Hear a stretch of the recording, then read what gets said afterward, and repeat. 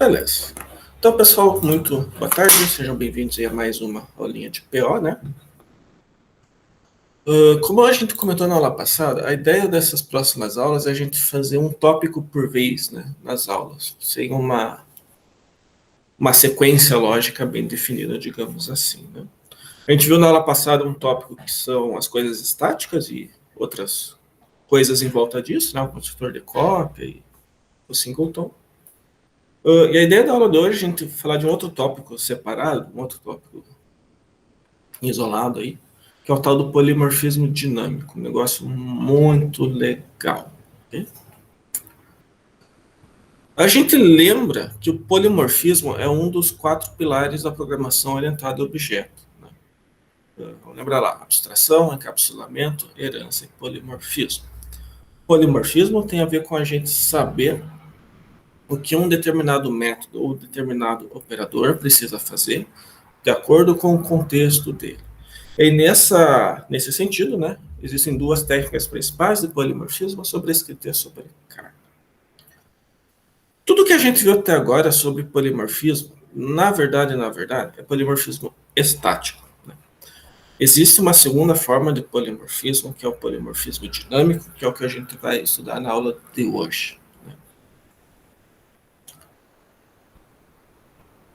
A muito grosso modo, né, claro que a gente vai ver os exemplos e tal, tudo mais daqui a pouco, mas, a muito grosso modo, o polimorfismo dinâmico ele se difere do estático no momento em que um determinado método é determinado. Né? Assim, quando que a gente vai descobrir se é para chamar tal versão do método ou outra versão do mesmo método? Né? Se isso é feito em tempo de compilação, na hora que a gente compila o programa, o compilador determina. Não, esse método está sendo chamado para um objeto da classe base, então eu vou chamar o método da classe base. Ou esse método está sendo chamado para um objeto da classe derivado, então eu vou chamar a versão da classe derivado. Se descobrir qual versão a gente precisa chamar, está sendo feito pelo compilador em tempo de compilação, a gente toca o polimorfismo estático, que a gente viu até hoje. O que a gente vai ver na aula de hoje é o polimorfismo dinâmico, em que a gente determina qual método tem que ser chamado, não em tempo de compilação, mas em tempo de execução. E aí vamos lembrar, né, a diferença de tempo de compilação, tempo de execução. Vocês devem lembrar lá de fundamentos da programação, né, o ciclo básico de programação. Você faz o teu programa, aí você compila o teu programa, aí você roda o seu programa, certo? Tempo de compilação é essa segunda etapa, né? Quando você pega o seu programa em uma linguagem de programação em alto nível e transforma para assembly para a máquina executar. O tempo de execução é a terceira etapa, é com o programa rodando. Então, o programa já está lá sendo executado, o usuário já está dando entrada, o programa está dando saída, o negócio está rodando já. E polimorfismo dinâmico é determinar o polimorfismo nessa terceira etapa, enquanto o programa roda, e não enquanto o programa compila. Ok? Para a gente ver isso funcionando na prática, vamos lá apresentar alguns exemplos. Lá.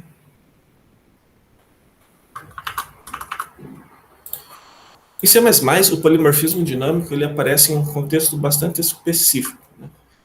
Quase sempre, o polimorfismo que acontece é um polimorfismo estático. Quase sempre. O que a gente vai ver na aula de hoje é esse quase. Né? Quando que não é polimorfismo estático? Quando que o compilador não descobre qual método tem que chamar, isso só vai ser feito em tempo de execução. Olha só, eu tenho como exemplo aqui duas classes, uma classe base, por enquanto está vazia, porque realmente não importa, por enquanto, o que é a classe base, e uma classe derivada da classe base, né? Então está fazendo herança. E essa classe derivada tem duas coisas, um atributo público e um método público também, que quando a gente chama ele, imprime esse autoderivado. Beleza? Negócio bem direto. Né? Aqui na main,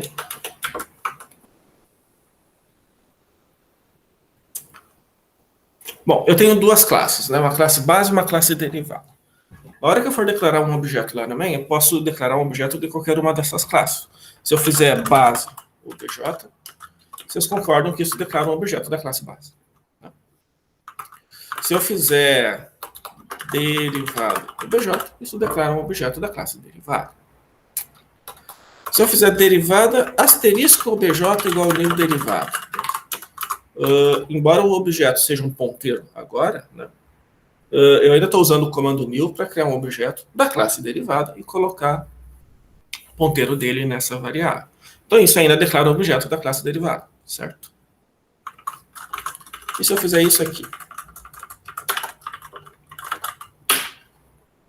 Eu estou usando o comando new para criar um objeto da classe derivada, só que esse objeto eu estou colocando em um ponteiro da classe base. A primeira coisa que talvez a gente se pergunte é, será que isso compila? Né?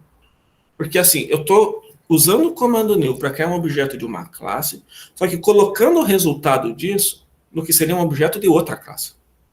Certo? Talvez primeiro questionamento que a gente tem é, o tipo do objeto que a gente está construindo não é igual ao tipo da variável que a gente está colocando o objeto dentro. São tipos diferentes, talvez isso dê conflito. Né? Então você pode pensar isso. Mas olha só, isso compila. Tá?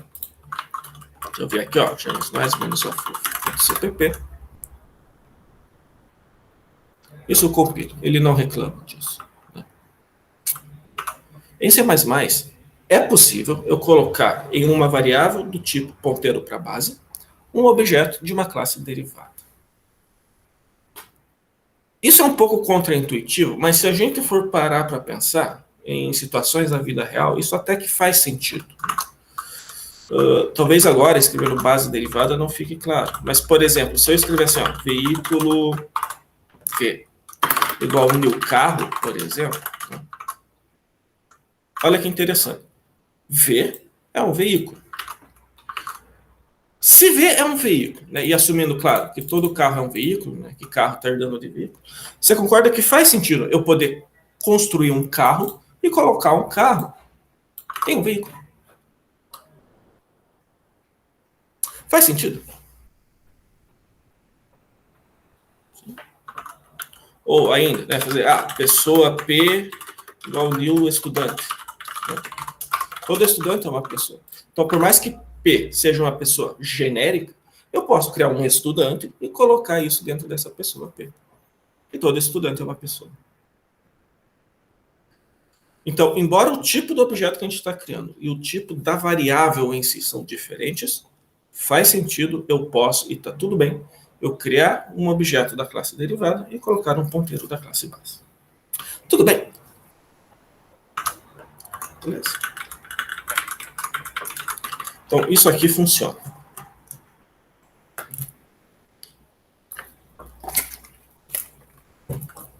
Olha só, o comando new ele foi criado para criar um objeto da classe derivada, certo? Classe derivada tem aquele método ali chamado método. Posso chamar ele para esse objeto, certo? Não. Por que isso não compila? Isso aqui compila. Posso declarar, mas eu não posso chamar o método. Por quê? Tem a ver com aquilo que a gente estava conversando antes, em tempo de compilação e tempo de execução. Em tempo de compilação, ou seja, na parte que entra o compilador, né, o compilador ele vai dar muito foco para isso daqui. Quer dizer assim, aos olhos do compilador, aquele objeto é um ponteiro para a classe base. Beleza? Embora a gente usou o comando new para pegar a derivada, para o compilador, o que o objeto é uma base. É como se o compilador enxergasse isso aqui. Né? Alguma coisa. O compilador está muito mais preocupado com a maneira com que você declara a tua variável, com o que vai parar dentro da tua variável, propriamente dito. Okay? Para o compilador, o obj é um objeto da classe base. E aí, sendo um objeto da classe base, o compilador não consegue chamar esse método.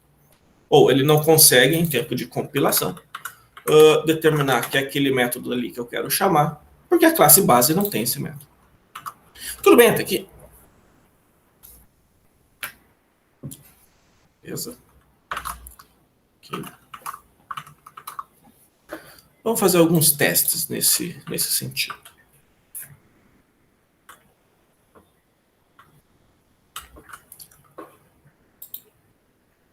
Bom, o compilador não compila isso porque ele acha que o obj é da classe base e a classe base não tem esse método. Vamos definir ele na classe base, então. Public, dois pontos, void, método, mesma coisa.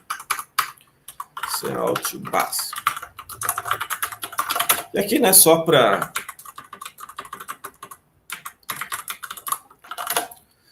chamar atenção, o que está acontecendo aqui é uma sobrescrita, normal, como a gente já conhece. Eu tenho uma classe base, uma classe derivada, eu tenho um método na classe base e o método sendo sobrescrito na classe derivada. Okay? Sobrescrita normal, como a gente já conhece, beleza?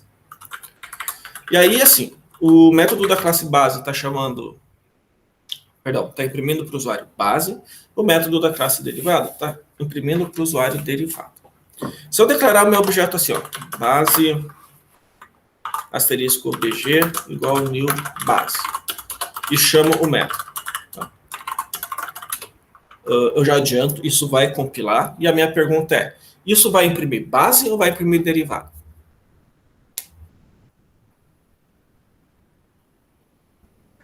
Vai ser o da base, eu acho. Ele vai chamar o construtor. O método da base. Uhum. Construindo um objeto da classe base. Uhum.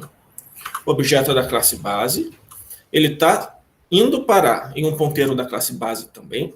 Então, o método que vai ser chamado é da base. Isso vai imprimir base. A Amanda está correta, certo? Base. Ok? Legal. Se eu trocar isso aqui agora para derivado. Derivado igual new derivado. Nesse caso, ele imprime base ou ele imprime derivado?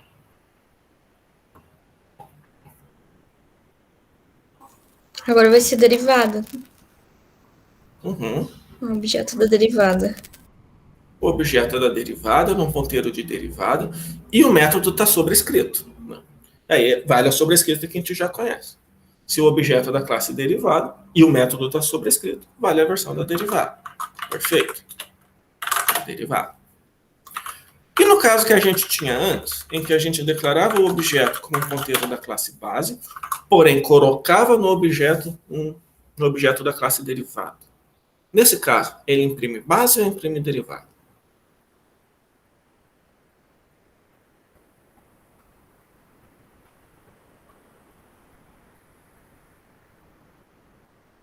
Agora dá um nozinho, né? Na cabeça.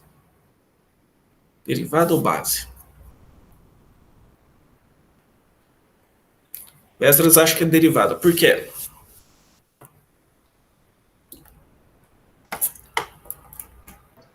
Eu acho porque você está alocando a derivada nesse caso. Uhum. Olha que interessante isso, né? A região de memória para o qual o objeto aponta, né, para o qual a variável o objeto aponta, é um objeto da classe derivada. Só que você concorda, essa região de memória ela só vai ser de fato alocada em tempo de execução. Certo? O que a gente escreveu no programa é um comando para que, quando o programa roda, esse objeto seja alocado. Mas essa alocação propriamente dita só ocorre quando o programa for rodar. Antes disso, a gente precisa compilar, certo? E o compilador enxerga essa variável obj como um ponteiro para a classe base. Okay? O compilador é muito cedo para ele perceber que o objeto é de uma classe derivada. Para o compilador, ele está muito focado no tipo das variáveis. O tipo dessa variável é da base, e por isso, quando esse método for chamado, o compilador, porque a gente está em tempo de compilação, ele vai olhar. Esse objeto daqui é um ponteiro para base. Ele vai chamar base. Ok? base. Todo mundo pegou esse ponto de por que, embora o objeto seja de derivada, a gente está chamando o método da base?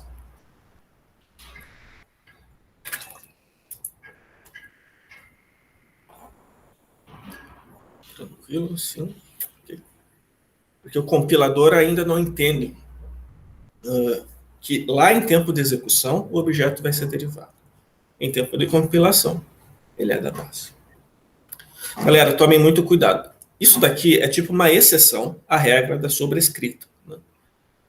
A gente combinou muito a questão de que quando eu tenho um método sobrescrito, né, um método da classe base sobrescrito na classe derivada, e o objeto for um objeto da classe derivada, chama derivado. Isso é sempre verdade, exceto nesse caso em específico. Só nesse caso, em que eu tenho um objeto da classe derivada. Porém, ele está sendo acessado por um ponteiro da classe base, a sobrescrita não funciona. Tá? Essa é uma exceção. O objeto ponteiro da base apontando para a derivada, a sobrescrita não está pegando. Tudo bem? Beleza?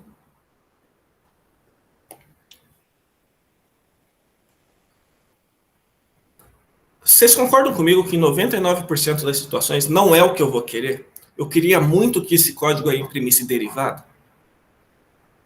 Afinal, eu estou colocando nesse objeto um objeto da classe derivado. Será que existe uma maneira da gente fazer esse código imprimir derivado? Para a gente fazer isso, a gente precisa retardar o polimorfismo. Ao invés de deixar para o compilador decidir qual método vai ser chamado dentre esses dois, a gente precisa fazer com que essa decisão seja feita em tempo de execução. Na hora que o programa estiver rodando já, a gente precisa ver, esse objeto é um objeto da classe derivada. Ou o que está na memória agora é um objeto da classe derivada. Então eu quero chamar o método da derivada e não da base. Okay? A gente vai fazer isso definindo o método da classe base como virtual. Aqui a gente vai falar de métodos virtuais que não são puros. Né? A gente já conhecia métodos virtuais puros, mas a gente não conhecia ainda métodos virtuais não puros. Olha só, como a gente viu antes, se eu não falo nada nessa situação, eu estou imprimindo base. Mas se eu falar que o método é virtual, só coloco um virtual antes do método ali na base, olha só o que acontece. Derivado. Ok? O que é um método virtual? Um método virtual, ele é um método cuja decisão de se eu vou chamar ele ou não é mais o compilador quem faz. Isso é feito em tempo de execução enquanto o programa roda. O que o compilador faz é preparar toda uma estrutura de dados, que a gente vai estudar mais para frente na aula, mas toda uma estrutura de dados ali, que faz com que, enquanto o programa estiver rodando, né, quando a gente estiver executando o programa, aí sim ele vai ver, bom, o objeto em si que eu tenho na memória é uma derivada. Então é para chamar derivada. Tudo bem. Okay. Isso é polimorfismo dinâmico. Tá? É definir os métodos como virtuais para querer dizer que a decisão tem que ser feita em tempo de execução. Beleza? O conceito? Tranquilo.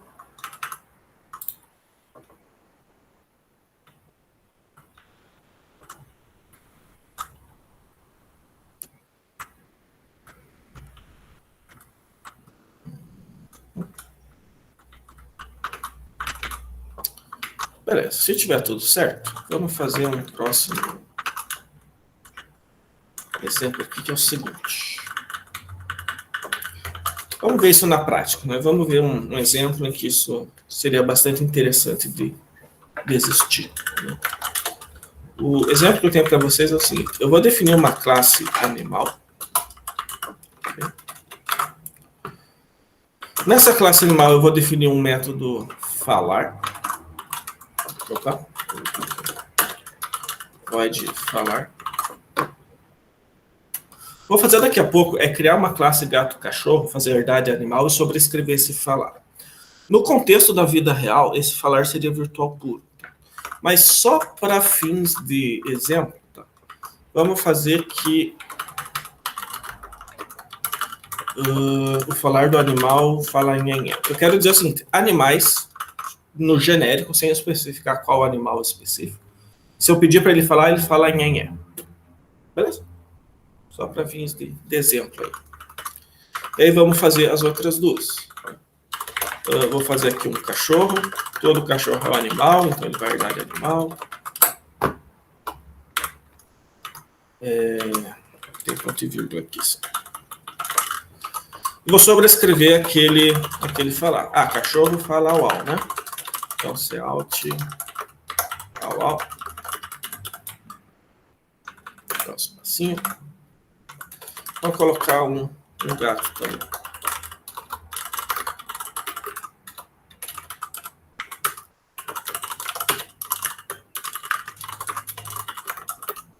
Gato fala miau. Então, olha só o que eu tenho com essas três classes. Né? Tem uma classe base, duas classes derivadas, um método falar nas três classes sendo definidos, então definido na base, sobrescrito nas duas derivadas. Na base, fala em, cachorro fala au au, gato fala miau. Beleza? Olha só, o que eu vou fazer agora, eu gosto de chamar de tipagem dinâmica. Eu vou criar uma variável, entre muitas aspas, cujo tipo dela vai mudar em tempo de execução. Quer dizer assim, ó, vou declarar um animal qualquer, pet, igual new animal, e vou mandar ele falar. Beleza? Pergunta, o que vai sair nesse código? Sai nhenhé, au au ou miau?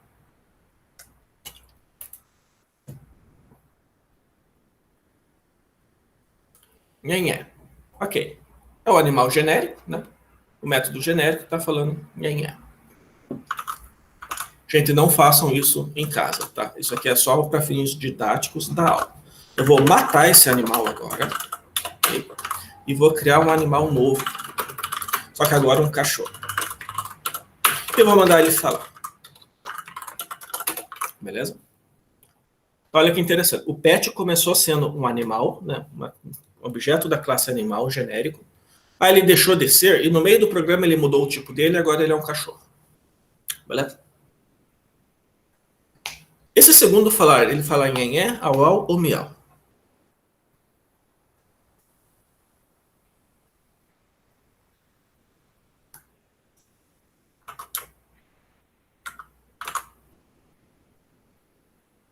O que vocês acham?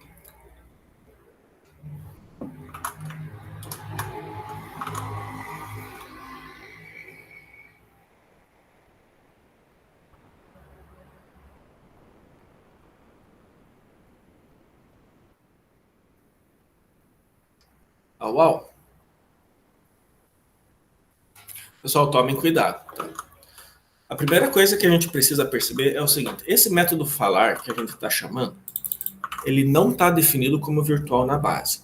Okay? Não tem um virtual aqui. Não tendo virtual, eu estou falando para o compilador que eu quero polimorfismo estático.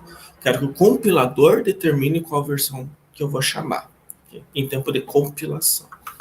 O compilador só está enxergando que pet é um ponteiro de animal e que animal fala em nhenhé. Tá? Como o método da base ele não é virtual, qualquer chamado de falar que eu der vai imprimir nhenhé. Tá? Isso aqui é quase uma pegadinha, né? Por isso que tem que tomar um pouco de cuidado aqui. Tudo bem? Se eu quiser que o cachorro fale au au, o que eu preciso fazer?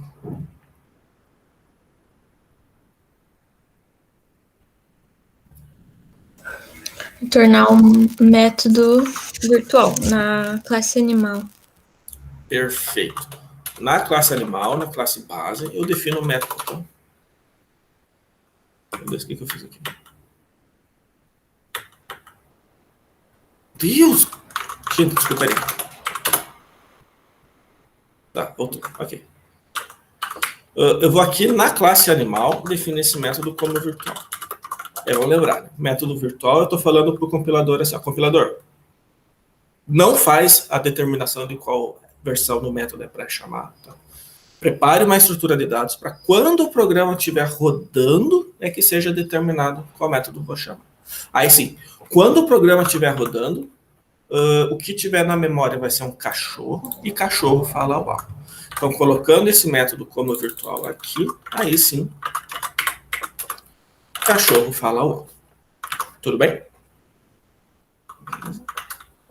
E, né, só para mostrar para vocês, se eu matar esse cachorro e agora criar um gato e mandar o gato falar, ele vai falar miau.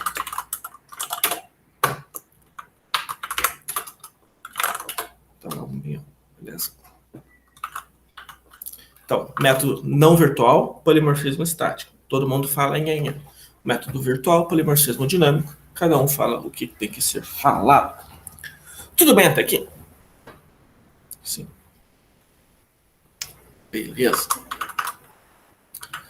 Vamos fazer agora uma coisa ainda mais legal. Nesse seguinte exercício.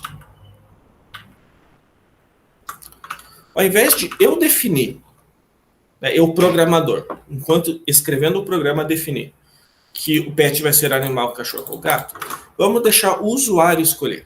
Okay?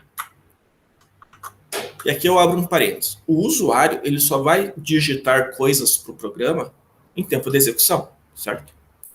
O usuário não entra em tempo de compilação. Então, se qual método eu vou chamar depender de alguma coisa do usuário, eu sou obrigado a fazer polimorfismo dinâmico. Okay? É a minha única alternativa. Se eu saber se eu tenho que falar au, nhenhé ou miau, depende do usuário e não só do programador, polimorfismo dinâmico tem que ser feito, beleza? E aí vamos fazer um exercício nesse sentido. O que eu quero fazer é o seguinte. Quero ler do usuário uma sequência de letras G ou C. G para gato, C para cachorro. Até ele digitar F, o F termina a entrada. O que eu quero fazer é criar um vetor de animais. E depois, né, chamar o método falar para todos. Okay? Eu quero fazer um vetor assim. Na prática, assim, se o usuário digitar gato, cachorro, cachorro, gato e terminar a execução, se essa for a entrada do usuário, a saída tem que ser miau, au, miau. Beleza?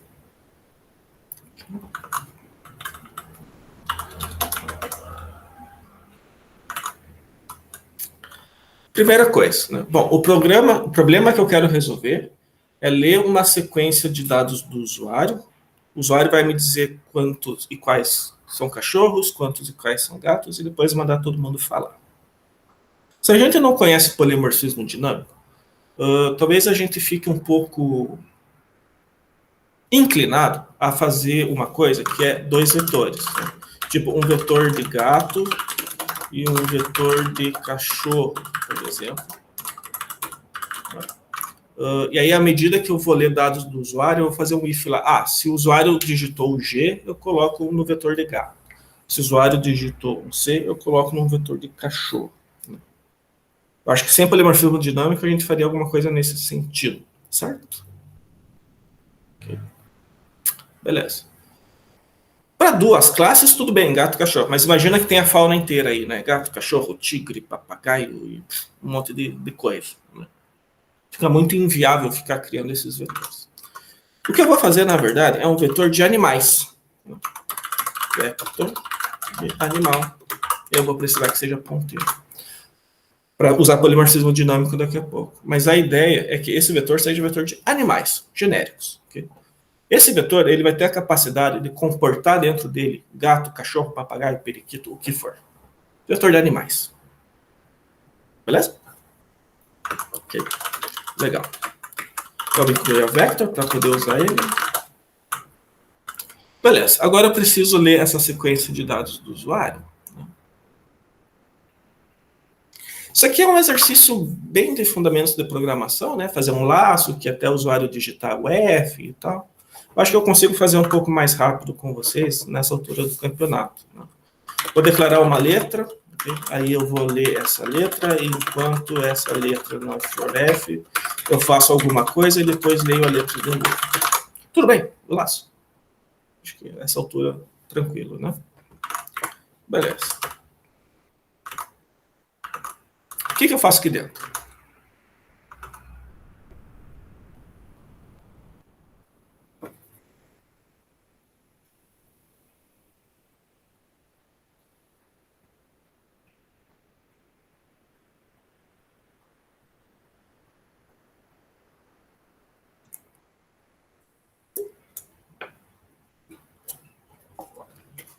Alguma ideia?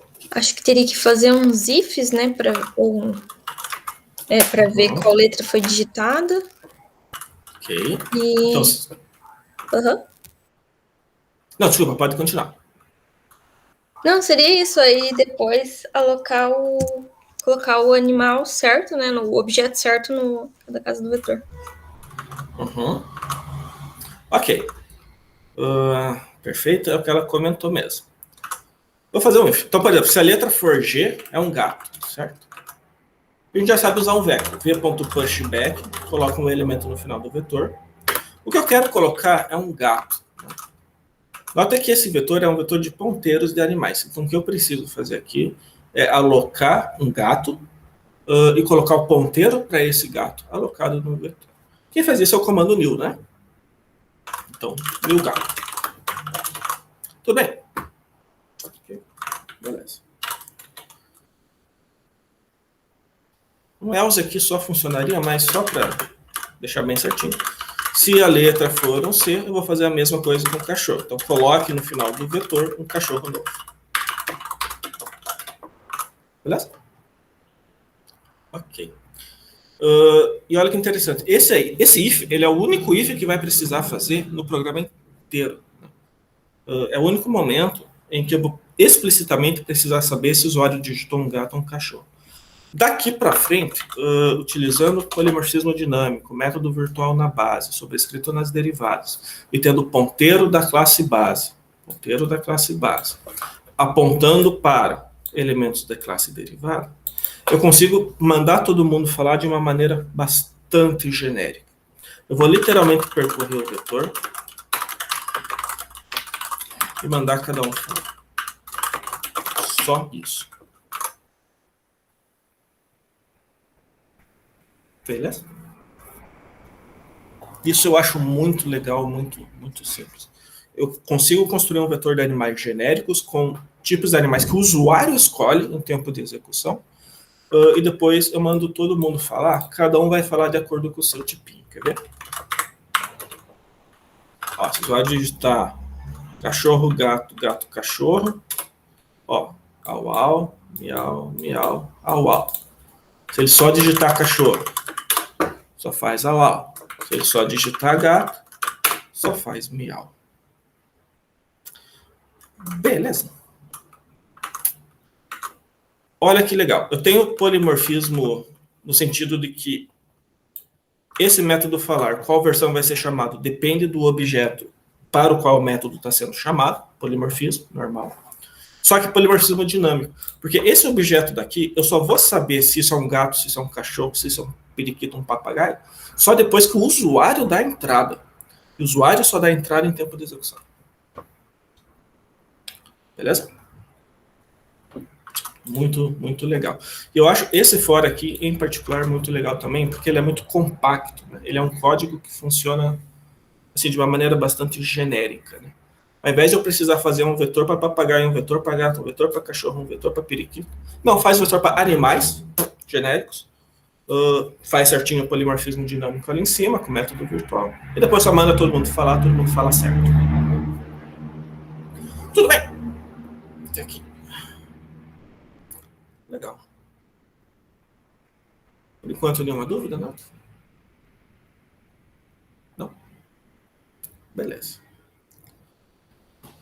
Eu vou pedir um intervalinho aí de 2 minutinhos. Em seguida, a gente vê a estrutura de dados que o compilador monta para que, em tempo de execução, seja determinado qual método tem que ser chamado. Beleza? 2 minutinhos, uma água em banheiro e eu já volto.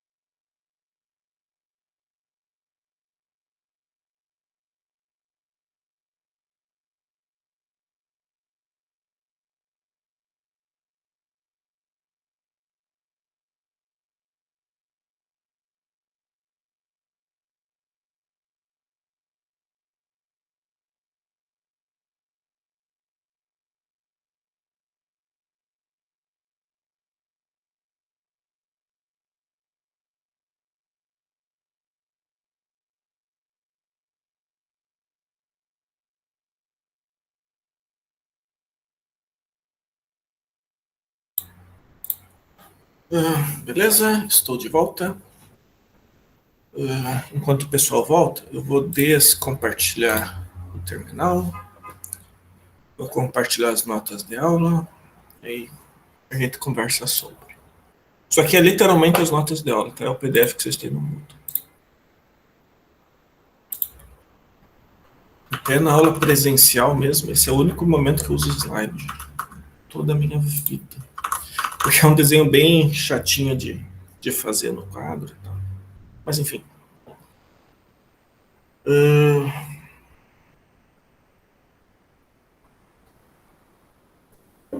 Vamos lá. Perdão.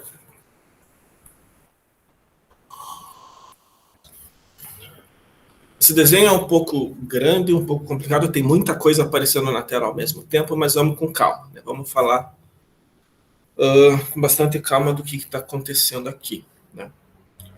Vamos lá. Como eu estou fazendo um polimorfismo, em que eu decido qual versão do método eu vou chamar, quando o programa roda e não quando o programa compila, o compilador não tem capacidade de saber qual método chamar. Então, o que ele faz é criar uma estrutura de dados, né, deixar uma estrutura de dados pronta, para que em tempo de execução, né, na hora que eu for chamar o método, é como se o programa procurasse nessa estrutura de dados qual é a versão do método certo para ser chamado. Né? Que estrutura de dados é essa? São as famosas vtables e vpointers, né? As tabelas de métodos virtuais, abreviado aí para vtable, né? Vtable, e seus ponteiros, que são os vpointers. Vamos ver isso com bastante calma. Só abrindo um parênteses, né? Eu não estou dizendo que vai cair na prova com certeza, mas todas as provas até agora caiu. um exercício para, assim, você me desenhar essa estrutura de dados aí de um determinado código, ok? Então, vamos com bastante calma e vamos ter certeza que todo mundo vai entender isso daqui, beleza? Olha só, eu vou mostrar daqui a pouco para os animais, para o cachorro, não sei o quê, mas, por enquanto, vamos focar num outro código, que é esse daqui. Eu tenho uma classe base, ok? Ignorem isso por enquanto. O que importa é, eu tenho uma classe base com dois métodos, método 1 e método 2. Não importa o que fazem, tá? O que importa é que existem esses dois métodos, e na classe base eu defino eles como virtuais. Né? E aí eu tenho duas classes derivadas, a derivada 1 e a derivada 2, as duas herdam da base. E aí cada uma dessas classes está sobrescrevendo só um dos métodos. A derivada 1 está sobrescrevendo o método 1. A derivada 2 está sobrescrevendo o método 2. Então, o código que a gente tem, por enquanto, é esse. Tudo bem? Legal. Quando o compilador bater o olho nisso aqui, nessa palavra virtual, ele vai ver, opa, peraí, o cara quer que eu monte uma estrutura de dados para que esses métodos daqui, quando forem chamados, sejam determinados em tempo de execução. Então, ele bateu o olho no virtual, o que ele vai fazer? Para cada uma dessas classes, para a classe base e também para as derivadas, ele vai criar uma vtable, né?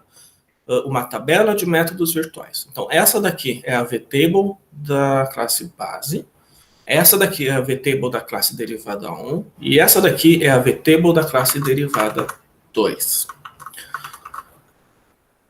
Essa vtable é uma tabela que contém todos os métodos virtuais da classe. No caso da classe base, né, essa tabela vai ter uma entrada, né, vai ter um registro, vai ter um elemento nessa tabela. Para o método 1, porque ele é virtual, e para o método 2, porque também é virtual. Por herança, derivada 1 e derivada 2 também tem método 1 e método 2, inclusive. Né? Pode não estar sobrescrito, mas ele tem esse método. Se não sobrescrever, vale a base, mas ele tem esse método, certo? Então, na derivada 1, também tem uma entrada para o método 1 e método 2, e para a derivada 2, também tem uma entrada para o método 1 e para o método 2. Cada entrada vai ter um ponteiro para a versão do método que tem que ser chamada, quando o método for chamado por aquela classe. Né? Por exemplo, se eu tiver um objeto da classe base e eu chamo o método 1, eu quero que seja chamada essa versão daqui. Então, na vtable da base, vai ter um ponteiro para cá. Mesma coisa no método 2. Se eu tiver um objeto da classe base e eu chamar o método 2, eu quero que chame essa versão daqui. Então, esse ponteiro aponta para cá. Na derivada 1, se eu chamar o método 1 está sobrescrito. Então, o ponteiro do método 1 vem para essa versão daqui, sobrescrita, da derivada 1. O ponteiro do método 2, como o método 2 não está sobrescrito, o ponteiro dele vai para a base. Tudo bem? Querendo dizer que, se eu tiver um objeto da classe derivada 1 e eu chamo o método 2, tem que chamar esse cara daqui da base. Na derivada 2, o método 1 não está sobrescrito, então o ponteiro também vai apontar para a versão da base, e o método 2 está sobrescrito, ele vai apontar para a versão da derivada. Então, é um ponteirinho dizendo qual versão eu tenho que chamar, se eu chamar por aquele... Perdão. Dentro da vtable de cada classe, é um ponteirinho para qual método eu tenho que chamar, se eu chamar para o objeto daquela classe da vtable. Tudo bem? Beleza. Eu vou abrir um parênteses. Eu não sei se soa estranho a ideia de eu ter um ponteiro para um método. Ou se é tranquilo. Eu não sei se vocês viram em Fundamentos da Programação, ponteiro para função. Vocês viram? Porque a gente está acostumado a ponteiro para variável, né? Ponteiro para função a gente não está muito acostumado. Vocês chegaram a estudar isso alguma vez antes? Não.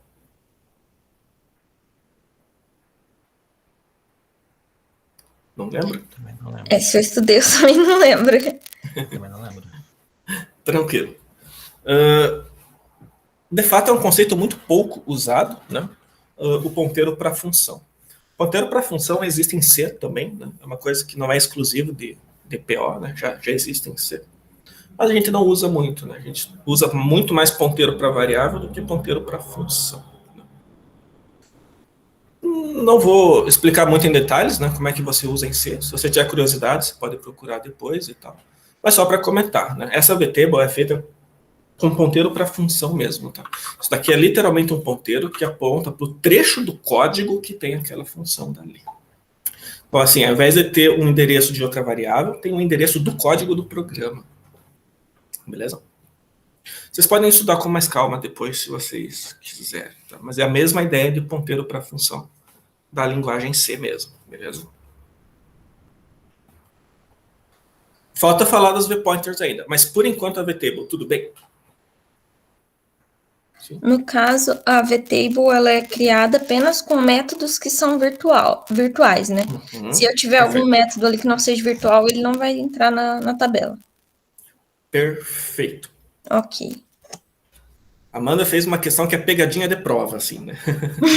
Uma boa questão, né? E trouxe um ponto bom porque é importante frisar. Esses métodos 1 e 2 só estão aparecendo nas vtable porque, nesse exemplo, os dois são virtuais. Se não tivesse esse virtual aqui, elas não iam para vtable. E, inclusive, se nenhum método fosse virtual, a vtable nem é criada. Beleza? Só vai para vtable método virtual.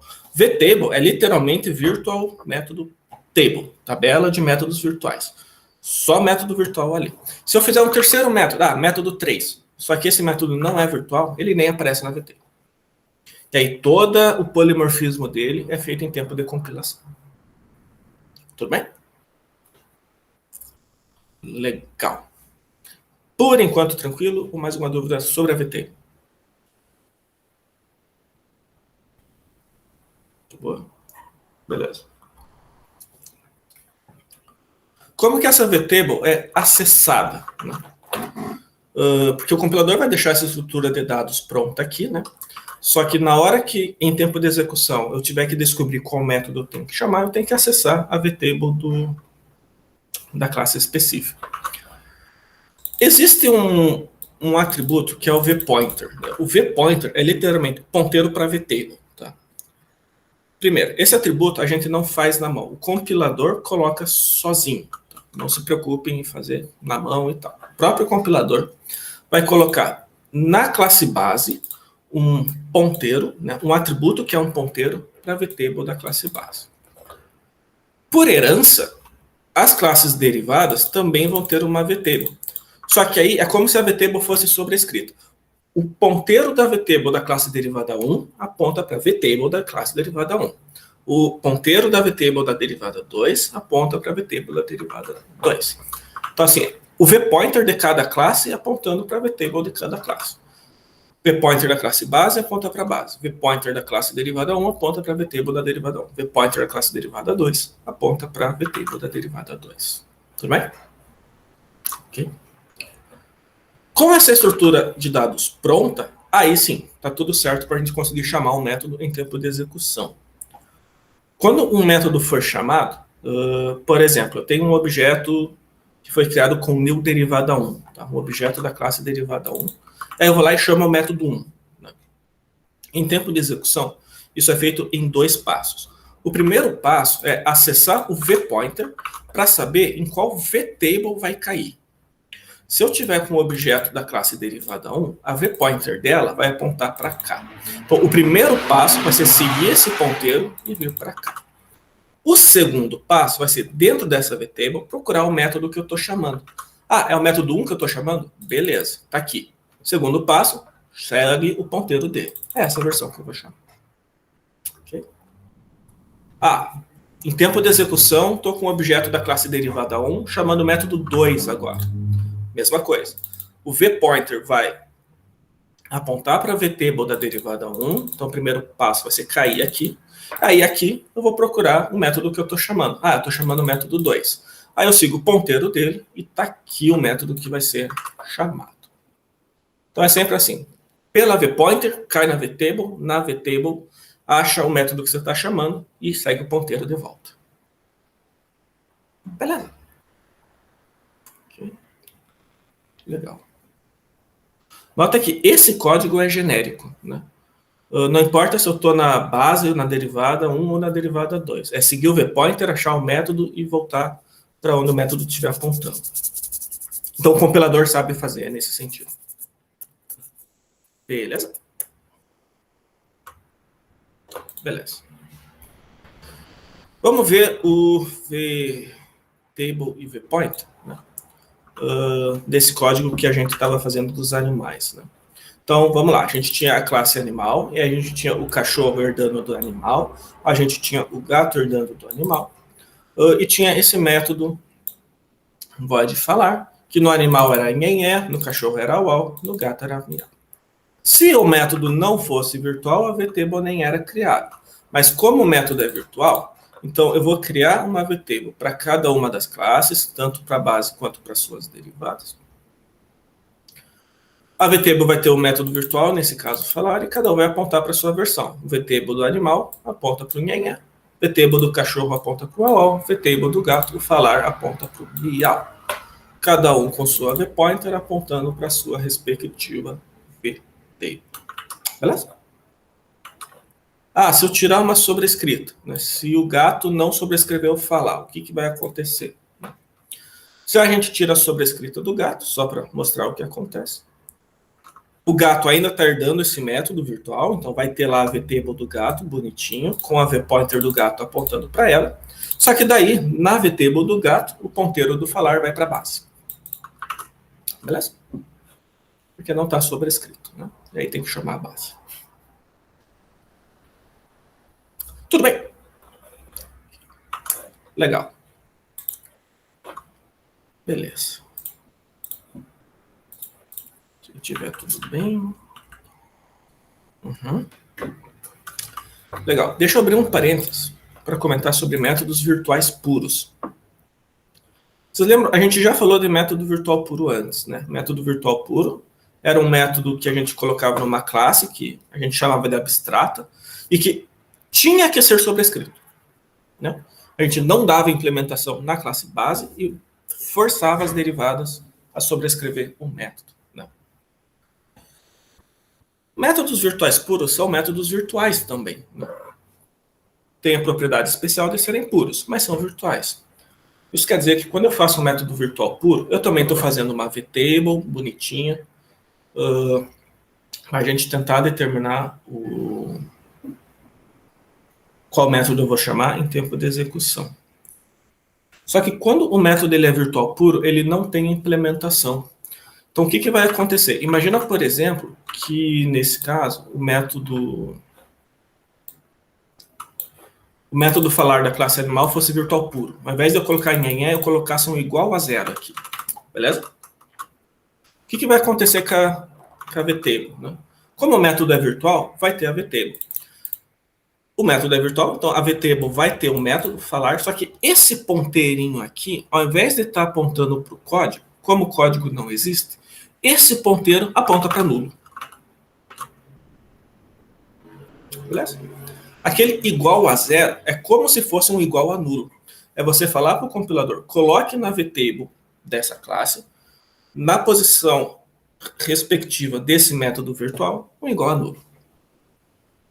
E é por isso que eu preciso sobrescrever nas derivadas, tá? Na verdade, não é que o método virtual puro é um método que precisa ser sobrescrito. O método virtual puro, ele é um método virtual que aponta para nulo.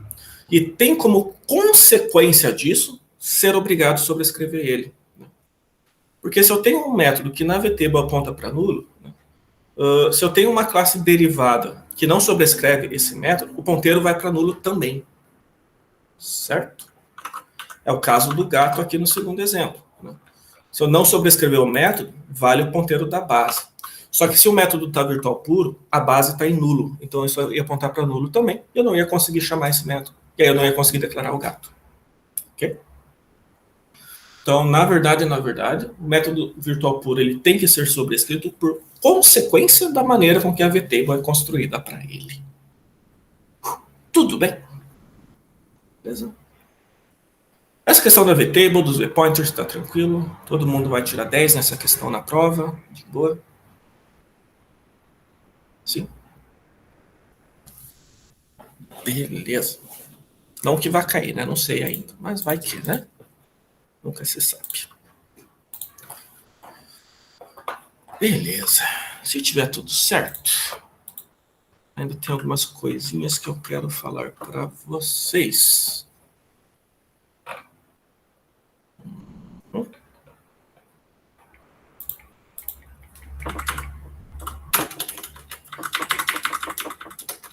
Para eu falar o próximo tópico, mudando um pouco de assunto agora, eu vou voltar lá no código para falar o seguinte com vocês. Deixa eu voltar aqui.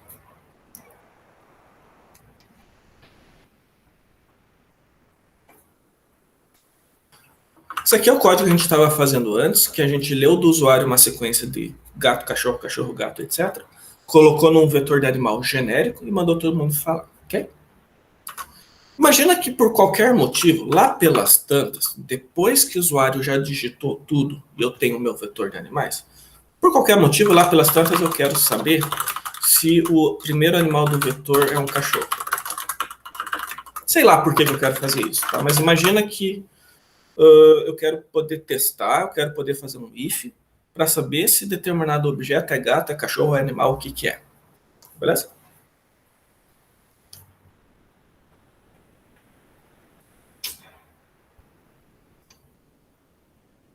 Olha que interessante. Aí não consegue fazer isso também em tempo de compilação, né? Porque o compilador não sabe se ali vai ter um gato, um cachorro, não sei o quê, porque o usuário ainda nem digitou as coisas quando o compilador for compilar. Como é que eu testo a classe de um objeto? Já que um objeto pode mudar de classe ou ter qualquer classe em tempo de execução, como é que eu testo qual classe ele é? Eu quero fazer é pegar um objeto e perguntar qual é a sua classe? Você é o quê? Você é um cachorro? Você é um gato? Você é um periquito? O que você é? Tá. Galera, tem duas formas de fazer isso. Tá? A forma que eu acho errada, que não é para fazer, mas eu vou mostrar para vocês, só para mostrar. E a outra forma que eu acho a forma mais certinha, mais correta. Beleza? A primeira forma, que eu não recomendo, mas eu quero mostrar para vocês mesmo assim, é usando o tal do Type ID. E aí deixa eu voltar aqui. Vamos lá, compartilhar. Se eu tivesse na aula presencial, eu estaria com o computador ligado no projetor, aí eu só ia dar Alt Tab, e aí vocês vão ver na hora. Mas aqui não, né? Tem que tirar, daí compartilhar o outro, aí tira, compartilha o primeiro. É isso. Seguinte, nas notas de aula, vocês têm lá o link para essa página. Isso aqui é uma página da documentação do C++, sobre o operador Type ID. Tá? O operador Type ID, ele faz perguntas, né, sobre o tipo de um objeto. É bem o caso. Ó, ele é usado quando o tipo dinâmico de um objeto polimórfico deve ser conhecido. Né? Tipo dinâmico de um objeto polimórfico. Então, tipo dinâmico é aquela coisa de que a classe de um objeto pode mudar em tempo de execução. Né? Ah, pode ser um cachorro, pode ser um gato, pode ser um periquito, o que for. De um objeto polimórfico. Né? Objeto polimórfico é aquela coisa de eu tenho um ponteiro da classe base podendo apontar para gente da classe derivada. Né? O Type ID, ele é um comando que a linguagem dá para a gente perguntar qual é o tipo daquele objeto em tempo de execução. Ele fala ali como é que usa e tal, né? Você inclui o type info, e aí você pode utilizar algumas coisas. Ele tem um método chamado name. Vou até dar um exemplo aqui de execução e tal, né? Mas é assim, eu consigo dar o type ID, colocar o objeto dentro e aí perguntar o name. O name do type ID, ele me dá o nome da classe daquele objeto. Vamos ver isso no código. Compartilhar de novo, janela.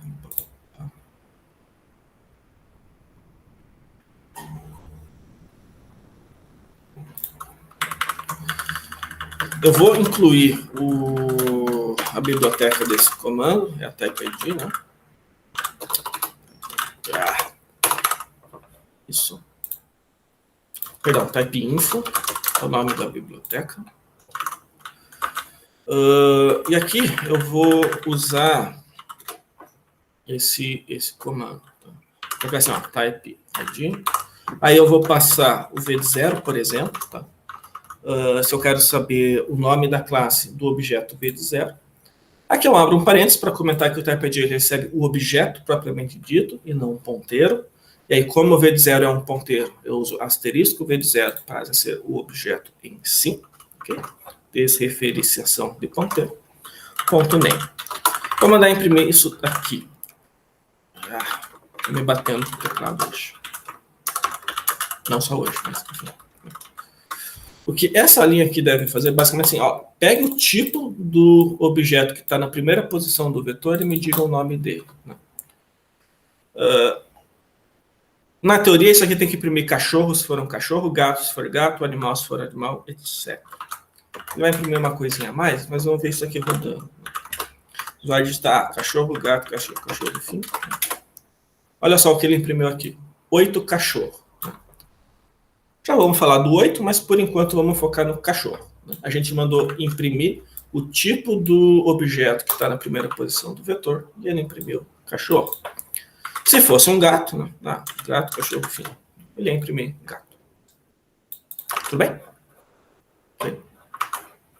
Esse número que sai antes é o tamanho da string que vem depois. É um negócio, enfim, vem junto, né? Ó, eu vou imprimir uma string de tamanho 8 e a string é cachorro. E como o cachorro tem 8 letras, ele imprime 8.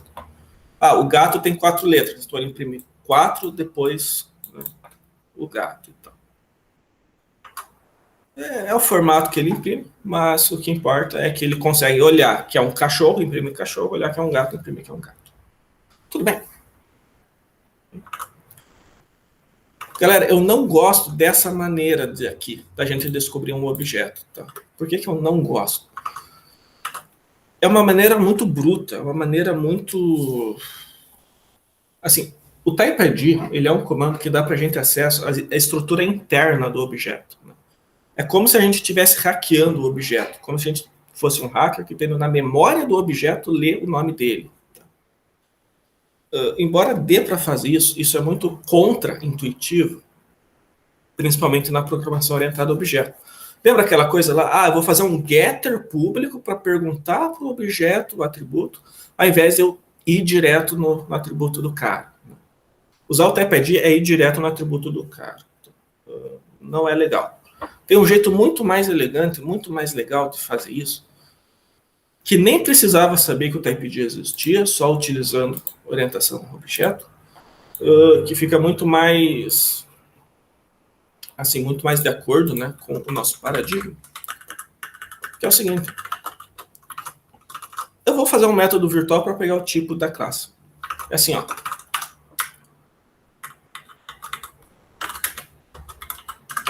Eu vou fazer esse método em cada uma das classes, mas é tipo assim, é um método chamado tipo, que se eu chamar esse método, ele me diz o tipo que é. E aí eu defino, se eu chamar para um animal, eu retorno A, para querer dizer que é um animal. Deixa esse método ser virtual, para eu poder utilizar o polimorfismo dinâmico, e sobrescreve nos outros, e aí cada classe com o seu tipo. Tipo, se for um cachorro, retorna C. Se for um gato, retorna G, por exemplo.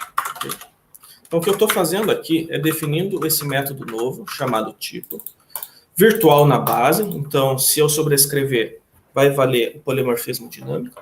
E falo, o tipo de animal é A, tipo de cachorro é C e tipo de gato é G. Beleza? Muito mais fácil, porque daí eu venho aqui e testo. Se v de 0 tipo for C, eu sei que ele é um cachorro. Beleza. Nota que essa solução está muito mais de acordo com o polimorfismo. Ele usa polimorfismo dinâmico, mas está muito mais de acordo com o PO. Né? Eu estou literalmente perguntando para o objeto qual é o tipo dele. Né? O animal na posição 0, qual é o seu tipo? E aí, utilizando o polimorfismo dinâmico e sobrescrito, se for animal, ele vai dizer que é A, se for cachorro, ele vai dizer que é C, se for gato, ele vai dizer que é G. Beleza? Então, só para completar isso. Se out, o primeiro é cachorro. A else, o primeiro é gato. A gente sabe que seria um G ali, né? Mas só para mostrar para vocês. Eu pergunto para o objeto que está na posição 0 qual é o tipo D. Se ele responder C, eu sei que ele é um cachorro. Se não, eu sei que ele é um gato. Bem mais fácil, bem mais limpo. Não precisa de type ID, não precisa de nada. Beleza.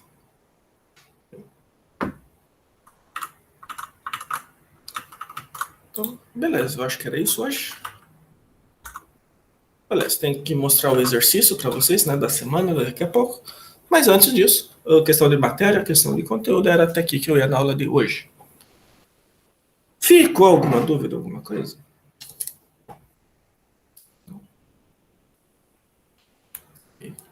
Então, polimorfismo dinâmico é decidir qual método eu vou chamar em tempo de execução e não de compilação. Coloca um virtual na base, o compilador vai montar vtable e vpointer, daquele jeitinho que a gente viu. E aí vai funcionar isso daí. Beleza? Se vocês forem pegar o enunciado do trabalho, vocês vão ver que o polimorfismo dinâmico é um dos requisitos. Né? É um daqueles itens que tem que ter no trabalho, é o polimorfismo dinâmico. Okay?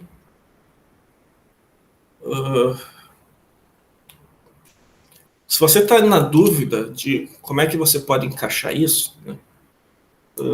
Abrindo parênteses, a minha dica é que, pelo menos nos exemplos que eu fiz, o polimorfismo dinâmico foi feito para desenhar os objetos na tela. Tá? Vamos pegar um exemplo genérico do xadrez lá, né, das peças. Okay? Toda peça lá tinha um método que se desenha na tela, né, um método para desenhar a peça na tela, só que cada peça se desenhava de um jeito diferente. Né? O desenho do cavalo é diferente do desenho da torre, que é diferente do desenho da dama. E aí, na minha estrutura de dados interna, ao invés de eu ter um vetor de cavalo, um vetor de torre, um vetor de dama, eu tinha um vetor de peças, sendo peças uma classe base genérica.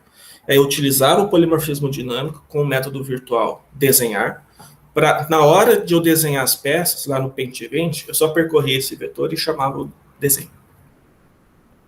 Okay. Essa é uma dica só, né?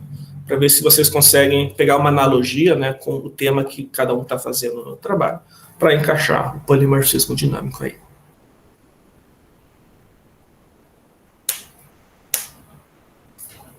Só para escrever o que eu acabei de falar, então, o que eu estou falando é que eu tinha um vector peças, asterisco, peças, né?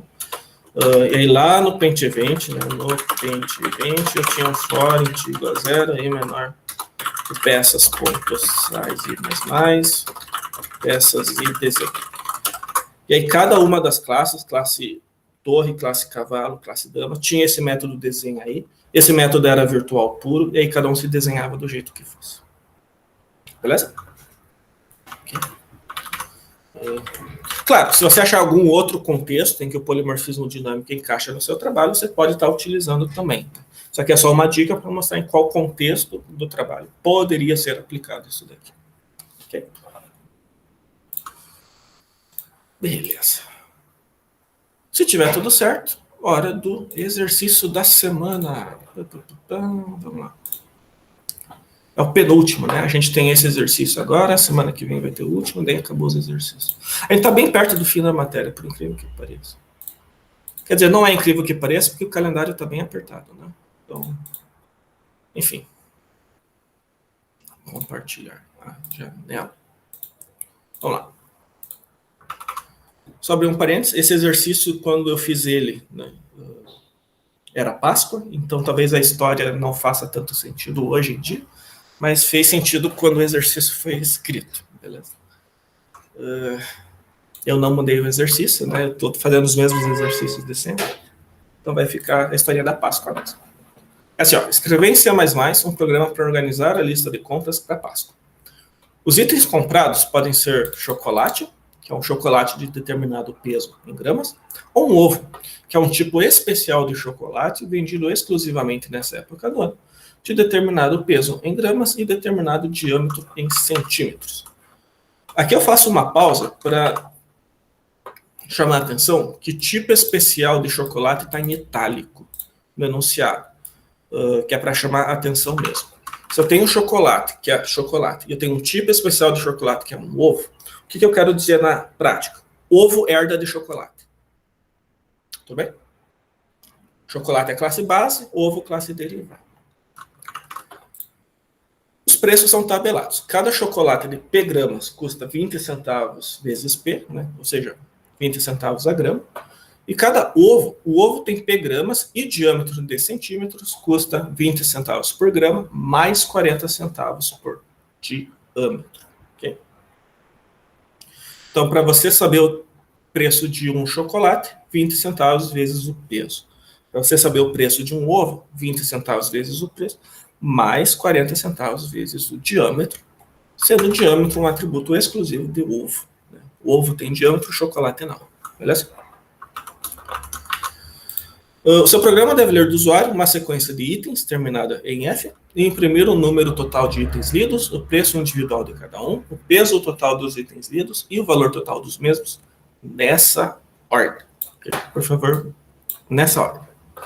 Aí eu te dou um exemplo. Se o usuário digitar chocolate, e aí peso 100, um outro chocolate, peso 200. Aí um ovo de peso 100, diâmetro 20. Um ovo de peso 200, diâmetro 30. Chocolate de peso 150 e um ovo de peso 1000, diâmetro 40F. O que você tem que imprimir? Que o total foi de 6 itens, aí o primeiro item custa R$20, o segundo 40, o terceiro 28, o quarto 52, o quinto 30, o sexto 216. Ao todo, 1.750 gramas, né? 1,7 kg. Ele vai gastar ao todo R$386. Beleza? Dá para fazer esse exercício sem polimorfismo dinâmico, vai dar mais trabalho, é mais chato de fazer, mas como é um exercício sobre polimorfismo dinâmico, por favor, use conceitos de polimorfismo dinâmico. É até mais fácil usar polimorfismo dinâmico do que o contrário. Okay? É igual a gente fez na aula. Né? Ao invés de fazer um vetor de animais, faz um vetor de chocolates, determina certinho quais métodos têm que ser virtuais e tal, para você conseguir imprimir as informações que estão nesse vetor de maneira genérica. Beleza? E aqui eu só dou uma dica de como é que você imprime com 2 casas decimais no Cout. Inclui aí o manip e usa fixed e set preciso. Só para mostrar como é que imprime com 2 casas. Aí eu descendo, né? Individual, no Moodle até terça-feira, me manda o CP. Beleza. Legal. Pessoal, ficou alguma dúvida, alguma coisa? Professor, Oi. o método virtual na representação ML seria igual ao virtual puro? Cara, boa pergunta. Boa pergunta. Não seria, tá? Isso até gera confusão às vezes, né? Quando o pessoal vai entregar o trabalho e tal, gera um pouco de confusão. Então, tentar deixar isso bem claro. A gente viu que o método virtual puro a gente coloca em itálico. Certo? O itálico, ele é uma sintaxe UML para método virtual puro apenas. Tá? O método virtual puro é o método que faz a classe ser abstrata. Se a classe não é abstrata, né, ela não tem método virtual puro, os métodos não são em itálico. Tudo bem? Ao melhor do meu conhecimento, até onde eu sei, não existe em um UML uma grafia para método virtual, tá? Que não seja puro.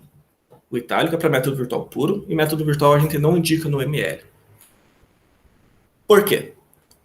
Na verdade, esse conceito de método virtual não puro, eu até diria que todo o conceito de polimorfismo dinâmico, eu não vou dizer que é exclusivo de C++, mas não é toda a linguagem que tem. Vamos pegar o concorrente do C++ mais famoso aí, o Java. O Java meio que só tem polimorfismo dinâmico, não tem o estático. Em Java, todo método é virtual, a não ser que você diga o contrário. Ok? Como a gente não estudou Java, né, e eu também não tenho lá muito conhecimento nessa linguagem, mas eu sei mais ou menos por cima o funcionamento, em Java, por mais que você declare os objetos normais, né, tipo animal, pet, veículo, carro, etc., você não usa asterisco, você não usa comercial, você não faz nada, você declara normal. Mesmo assim, você está declarando um ponteiro. Mesmo assim, o que você tem ali é uma referência. E tendo essa referência, ele vai utilizar o polimorfismo dinâmico, o método virtual e tudo mais. Inclusive, em Java, é o contrário, né? Se você fizer, por exemplo... Eu vou voltar um pouco na aula passada, tá? Mas se você faz uma... eu vou escrever... Peraí, vamos lá. Galera, eu posso estar falando a maior besteira agora, tá? Para quem programa em Java, por favor, me corrija. Eu sei que muita gente faz curso técnico antes e já vem sabendo Java. Então, se alguém souber Java e eu estiver falando besteira, por favor, me corrija de verdade mesmo, tá? Mas, por exemplo, se eu tenho aqui um animal, sei lá, cachorro, igual a qualquer coisa lá, até pode ser um dia cachorro da vida, e eu faço assim, animal gato igual cachorro, isso daqui está copiando um ponteiro, não está copiando o objeto propriamente dito. Tanto que se eu matar o cachorro, o gato morre junto. A gente viu em C++, isso aqui chama construtor de cópia. O próprio conceito construtor de cópia, se não me engano, ele não existe em Java. Alguém pode confirmar essa informação? Não sei. Não? Ok. O que eu sei, a grosso modo, é que Java trabalha com ponteiro embaixo dos panos. Tudo é ponteiro, por mais que a gente, programador, não esteja falando explicitamente que é ponteiro. Ele usa ponteiro embaixo dos panos. E por isso que, por padrão, todo método é virtual em Java, por exemplo. Essa distinção de método normal e método virtual meio que é uma coisa de C++ mesmo. Por que eu estou dando todo esse rodeio? Para justificar por que eu acho que no ML não tem uma grafia para método virtual. Por padrão, todos são em várias linguagens de programação famosas. Né? Beleza? Vocês podem pesquisar depois, se eu estiver falando besteira, até por favor me corrijam, tá? Mas é o que eu sei. Em grosso modo, itálico é método virtual puro. Método virtual, a princípio, você não indica no ML. Beleza? Porque é uma exclusividade de uma linguagem específica. E não um conceito de programação orientada a objeto propriamente dito. Se eu não estiver enganado.